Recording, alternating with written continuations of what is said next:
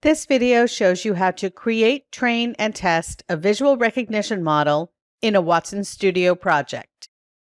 Start in a project with an associated visual recognition service and create a new visual recognition model. You can create models that classify images or detect objects within images. In this case, you want to classify images. First, edit the name for this model to reflect its purpose.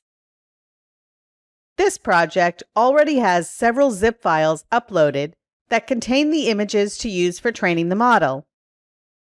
So just select the zip files and add them to the model. Okay, so it looks like all the images were added. You can select a class to view the images in that class. When you're ready, train the model.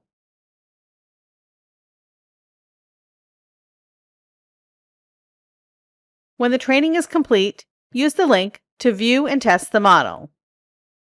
The Overview tab includes a summary and a list of the classes. And on the Implementations tab, you'll find the code snippets to use this model in your application. On the Test tab, you can add images to analyze. And here are the results showing the matching classes and the confidence score for that match. If you'd like to test again, you can clear the results and drag in new images. You can also use the filters to see the images for a specific class.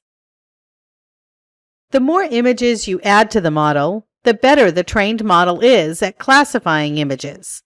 If you have additional images that you'd like to add, you can edit and retrain the model to include those new images. Find more videos in the Cloud Pak for Data as a Service documentation.